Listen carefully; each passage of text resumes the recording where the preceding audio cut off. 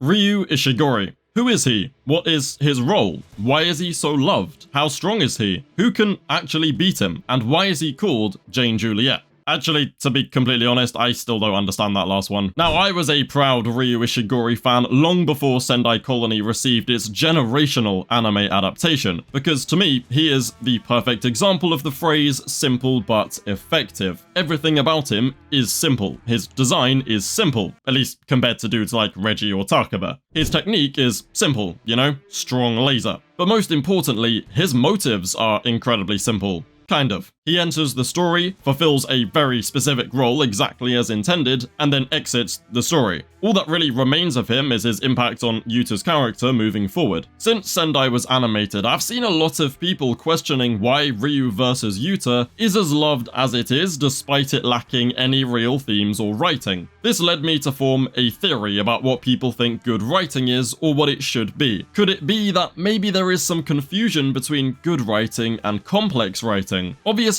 this won't always be the case, and some people will either just personally, not enjoy this style or not understand it at face value. That's fine, and it's not really worth arguing over. But I really do think some people have this idea where writing needs to have multiple layers that span over the course of a whole arc with a big long-term payoff in order for it to be considered good. I mean, think about Meruem in the Chimera Ant arc, for example. It's a pretty lengthy arc that explores how a powerful monster starts his life by seeing only the inferiority and disorder of the human race. But after some time experiencing the value of human life firsthand, the ant and human parts of him start fighting for control until we finally reach the resolution of the arc, which I'm not going to spoil for anyone who hasn't seen it because, it's peak, and because I might actually have a mental breakdown thinking about it again, so just go watch Hunter x Hunter, it's fucking peak, alright, trust me. The point is, Meruem is generally considered a character with good writing, which is true, he's peak, but that doesn't mean all writing has to follow this multi-layered long-form formula. Okay, that analogy kind of came off a little bit more pseudo-intellectual sounding than I would have liked, but whatever, hopefully you get my point. Ryu Ishigori, like most Culling Games players, sort of comes out of nowhere, fulfills a role, and then just dips. Sure, that means there may not be enough time for you to get properly attached and invested in the character. I mean, there's no backstory or personal details about him to really relate to, and he only interacts with like 3 characters. But that's fine, because that's not Jujutsu Kaisen's chosen style. Gege Akutami had no intention for you to have any long-term investment in characters such as Ryu, Reggie, or Uro. They exist to act as mediums for the long-running themes of JJK to be woven throughout the story, each with slightly different interpretations. Uro and Ryu are both ways of portraying the whole strongest and monster themes, but they do so differently, which is ultimately what makes Sendai so good. It's a clash of 3 completely opposing ideologies, 3 different ways of living your life. Uro is a complete monster who thinks the key to having everything you want in life is the endless pursuit of strength, until you finally sit atop the hierarchy of monsters, just like Sukuna did in the Heian era. Yuta is literally the polar opposite. He thinks the endless pursuit of strength for pure selfish gain will only lead to isolation and misery. Yuta believes surrounding yourself with people who actually care about you and using your strength to protect those people is a much better way to live. Ryu Ishigori, however, sits in the middle of the two, and it's why I personally find him so interesting. He didn't really die with any major regrets in his life. His life was actually kind of peak, to be honest. He fought and beat a load of strong opponents to then settle down with his loving wife and live out the rest of his life happily. Ryu Ishigori literally experienced both a life in pursuit of strength and a life surrounded by people who care about you, and yet despite dying with no regrets, he still felt that his life was somehow incomplete. You see, Ryu Ishigori never had dessert for his life. He had never been pushed to his absolute limits and then still pushed further until he was finally full. No one ever gave him that experience. The dessert analogy that Gege uses for Ryu makes his representation of this theme, stand apart from the others, but at the end of the day, Gege is still just using Ryu as a way to yet again show the isolation of unmatched strength. That longing for dessert is what happens when you finally reach the top of the hierarchy of monsters that Uro desperately wanted to reach. So Sendai Colony was all about how these 3 different experiences clashed with each other, and they were ultimately eliminated in order of superiority. Uro lost first, followed by Ryu Ishigori, who did actually manage to squeeze some sympathy out of Akotsu in their final clash. But ultimately, Yuta is the one who walked away the victor because his life is truly just superior. I mean, sure, Ryu himself as a character may feel wasted because it's impossible to become invested in him long term and you just desperately want to see more, but that doesn't change the fact he was the perfect medium for Gege to keep the strongest theme running and show us which mindset is truly best, all while using the dessert analogy to make him stand apart from the other representations of this theme. The lesson shown to us in Sendai Colony then comes full circle and finally pays off at the end of the manga, when yet again, one mindset, Yuta's mindset, ultimately prevails over the other. Spoilers though, I don't want to get into that too much, you know? However, when you bake a cake, you mix in a load of different ingredients that complement each other and ultimately come together to make the cake, right? Ironically enough, Ryu Ishigori works in the exact same way. Being an embodiment of JJK's overarching themes and a way for Gege to explore the message of the story is very cool and all, and it's maybe enough to make you appreciate the character more in hindsight, but when you're reading or watching Sendai Colony for the first time, most of this stuff probably isn't even gonna cross your mind. God knows it didn't cross mine. And yet, Jane Juliet is still individually as loved as he is, despite barely being a character in the series. That's where the other ingredients come in. Ingredients that will make you love Ryu and keep you engaged with him despite knowing nothing about him, until you are finally able to look back and appreciate what his role in the story truly was. And like it or not, that ingredient is aura. It's the rule of cool. He is very cool. I know everyone kind of shits on the idea of aura ever since Solo Leveling hit the streets, but let's not sit here and pretend like aura and, you know, rule of cool isn't a huge part of the shonen genre and a huge part of what makes us like these characters. Everything from Ryu's design, to his passionate yaps about dessert, to his awesomely simple curse technique, just radiates aura. Mappa then took everything a step further by giving us that peak animation, peak music, and peak voice acting for that episode. I mean, hear me out, yeah? I'm a dub watcher, like 99% of the time. But very occasionally, I will hear a sub voice and be like, yeah, there's no way the dub can compete, bro, this is just too cool. Which was the case for the Sendai Colony episode. I was very certain that Ryu would not be able to be matched in the dub because, oh my god, his sub voice actor was so good. And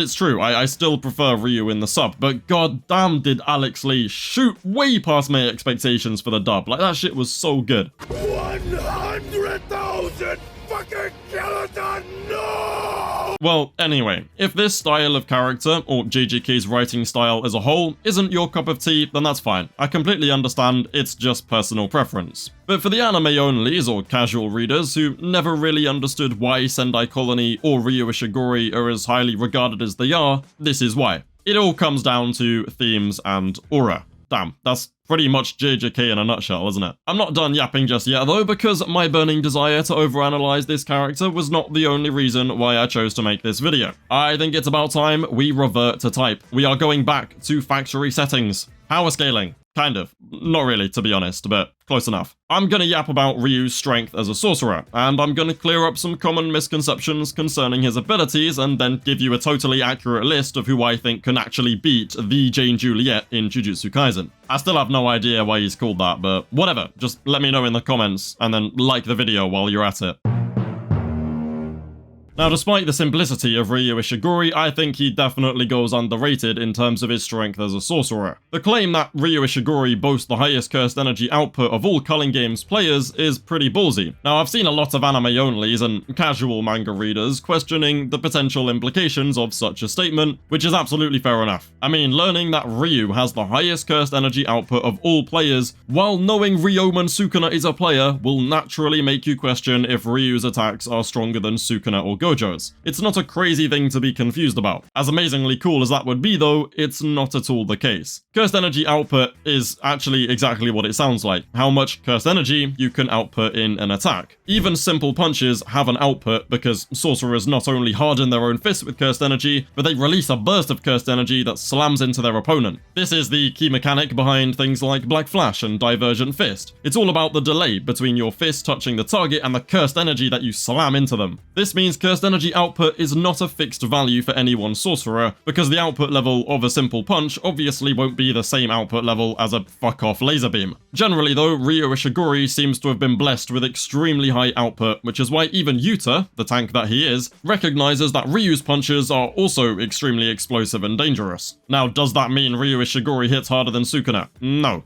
It could mean that he releases more cursed energy per punch than Sukuna, but Sukuna has insane efficiency and cursed energy control, so he can harden his body to a much greater level than Ryu can. That's why Ryu's physicals are insanely top tier, but don't surpass Sukuna or Gojo. I know what you're thinking though, what about Granite Blast? Well, teeny weeny little spoiler warning, but there is a statement in the manga saying Ryu actually holds the record for highest recorded cursed energy output in history, which yes, literally implies that his best ever Granite Blast was the single largest quantity of cursed energy ever released at once, even more than anything Sukuna had released in his time alive. But does that mean Granite Blast is stronger than Sukuna's attacks? No, it doesn't. Why? Because even though Ryu Ishigori may output insanely high levels of cursed energy, that's all it is. It's just raw cursed energy. Sure, he can increase the concentration to a level where it even pierces Yuta Akotsu's defenses, and to be fair, that's no laughing matter, but at the end of the day, it's still just cursed energy with no special properties. Sukuna and Gojo, however, have cursed techniques that result in them outputting something more than pure cursed energy. Sukuna can use his cursed energy to create an unbelievably sharp slash, or to unleash a fire arrow capable of one-shotting the fire cursed spirit. Satoru Gojo can use his cursed energy to manipulate space on the atomic level, resulting in him creating immensely powerful pushing or pulling forces. I mean, Hollow Purple is a mix of these two forces into one that massively surpasses Granite Blast. Like, there's no denying it is way stronger than Granite Blast, despite it being created with less cursed energy. Here, I'll whip out one of my famously terrible analogies to help you guys understand, alright? Ryu uses a high-pressure water hose with an adjustable nozzle to try and break down a garden fence. It's a massive, continuous force of pure water. But then Gojo decides to pull up and fire a ballistic missile at the fence instead. Like I said, terrible analogy because there's no water involved in a missile, but you get the point, right? Still though, Ryu Ishigori is ridiculously strong. A lot stronger than some of you probably think he is, which is what I'm gonna discuss next.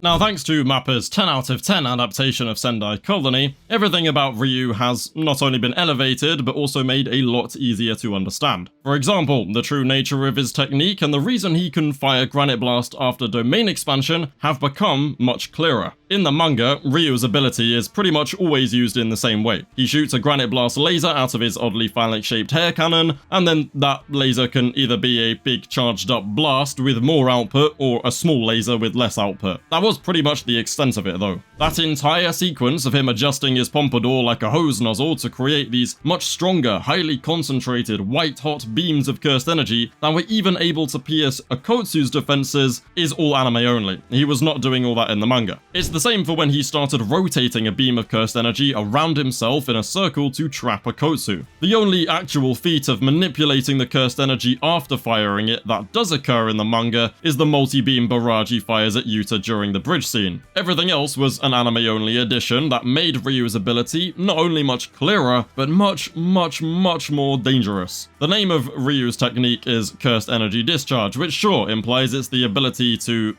discharge cursed energy. Yeah, it all seems simple enough, except it became a little bit more complicated when Ryu then fired a Granite Blast directly after domain expansion, which he shouldn't be able to do, because his cursed technique burns out. You see, the manga made it seem like Ryu Ishigori just doesn't experience cursed technique burnout at all after domain expansion, but that's not the case. The reality is that firing blasts of raw cursed energy is not something that is actually unique to Ryu or his technique. Any skilled sorcerer can do it. I mean, hell, we see Yuta do it multiple times against Kurorushi in the very same episode. Gojo and Nanami can also do it, just on a much smaller scale. Ryu's technique isn't what lets him fire cursed energy, it's what lets him fire and manipulate the cursed energy. He can determine the direction it fires in, he can control the concentration of the beam, and he can even change the trajectory of the beam mid-air however he chooses. So when he uses domain expansion, he temporarily loses the ability to manipulate the cursed energy that he fires, but he can still fire it because it's a very simple attack. So when he says the beam is weaker after domain expansion, that's because the output remains the same as normal, but the actual concentration of the beam goes back to default settings. One of my absolute favourite details that Mappa added here is when Ryu's hair kind of flops down after using domain, and he has to literally manually aim it at Uro with his hands to land the shot. And then he does the same thing by adjusting his hair position again right before the beam clash with Akotsu. Okay, yes, it looks incredibly fucking sus when he does this, but I love this detail because it subtly shows how Ryu can't actually control the direction of his beam as well as he normally would. So yeah, firing cursed energy is not all this man has. He can manipulate it on a crazy crazy high level. Pair that with his reputation for monstrous output and his crazy physical stats, and you have yourself an arguably top 10 sorcerer in the verse, excluding Modulo.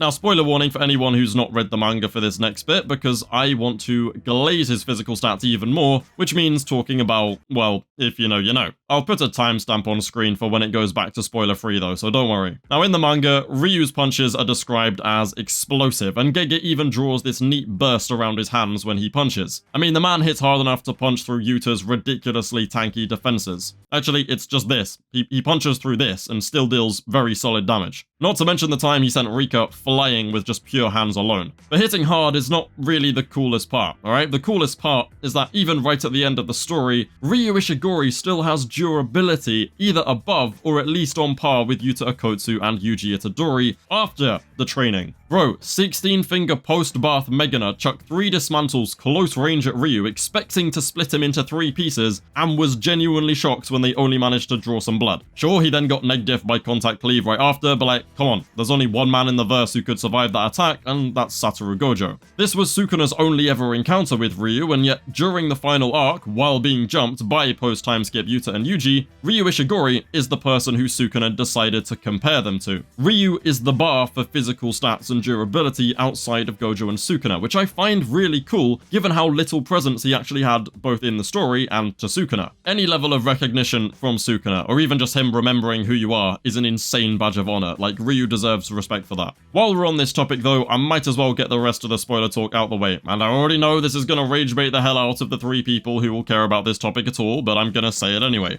Ryu versus Kashimo. I was already on the fence about what would happen if Old Man Kashino wasn't a bitch and actually went to face Ryu back in the day like Kenjaku suggested, but after seeing how Ryu was moving in the anime and finally getting confirmation on Ryu's technique working the way I thought it did, I've kind of leaned not only in Ryu's favor against Old Man Kashimo, but also in his favor against Culling Games Kashimo. Obviously NBA is a whole different story, but dude, I don't know if Kashimo can tank what Yuta was tanking without RCT, and I don't know if Kashimo will even be able to place a charge on Ryu in the first place. Even if he did, would he even be fatal? I mean, he might just eat that shit. And don't even get me started on the domain diff. I mean, the guy's initial design was gonna be even more Elvis than it already is, and not only that, but back in the day, my guy had a katana. Bro, you thought Yuta with a katana was dangerous, alright? Just imagine what Ryu would be like. My guy gonna be moving like Zoro, so do we really think that the farmer stood a chance? Like, genuinely? And everyone's like, oh no, it's obviously Kashimo because he has the themes. Ryu has the same bloody themes, bro. They literally represent the same theme and they never fought, so there's no logic there. Okay, with my government-mandated Kashimo slander out of the way though, I will now reveal who I think actually beats Ryu Ishigori. And remember kids, this isn't a matter of opinions or any dumb shit like that. Everything I say is the objective truth, and if you disagree, you will go to hell, 100% guaranteed. So, Sukuna, Gojo, Dabura, and Modulo Yuji obviously send him back to work in the farm with Kashimo. There's no debate to be had about that. Maki, Toji, and Awakened Tsurugi, if you count him among the same level, are kind of just no-brainers. If you disagree with that, I don't know what to tell you. You're lost. Yuki Tsukumo, RCT, domain expansion, a self-taught simple domain, a busted Shikigami, and one of the few sorcerers who wouldn't give a single fuck about Ryu's durability. I mean, her fist is just gonna slide right inside that man. Pause. End of story Yuta, and just Yuta in general, because he's actually unfair. Kenjaku, because he's got a very deep bag, 1,000 years of Jujutsu experience, and a completely busted domain. Now, Uro low-key does just beat him in a fair 1v1, despite probably being overall the weaker sorcerer, just because she's the perfect counter to him. Yorozu as well, because, you know, she soloed an entire squad that was equal to Uro's squad back in the day, and because that technique is fucking nasty. NBA Kashimo is another no-brainer, but he still dies at the end because he's a bum. Maharaga, because duh, but he doesn't really count as a character, I guess. Akari vs Ryu is still a bit of a debate for me, and probably just stalemates, so it's too boring to talk about. And I think that's about it for those who do beat him, to be honest. Oh, but honorable mentions too. Jogo, ISBDK, or the complicated form Mahito, Urame, Maru, Miguel, Meimei, Kusakabe, and Kokichi Muta for giving it a decent shot, but ultimately losing. No, I'm not saying Jogo and Kusakabe are going to be doing the same kind of stuff. I'm just saying these are all people who, like, have some win cons, right? They can give it a shot. It's just they're going to lose. I know someone's going to watch that and go, oh my god, you think Mei's as strong as fucking True Form Mahi? no, relax. Again though, nothing about this is my opinion. It's an objective fact based on extensive scientific research and secret knowledge gifted to me by power scaling Jesus. In conclusion, yeah, I love Ryu. If you also love him, then hopefully you enjoyed this video, telling you things you probably already knew. If you don't care for him but wanted to understand why others do, then hopefully you genuinely enjoyed the video. And if you don't care for him and nothing can ever change your mind about that, then why the fuck are you this far into the video? As always, like the video, subscribe to the channel, and let me know if you want to see more character deep dive kind of videos like this one. I know it was a hella disorganized yap fest, but I don't care, bruv. I just wanted to talk about Ryu a bit. I'm not really bothered if it made any sense or not. But yeah, thanks for watching, and I'll see you in a bit.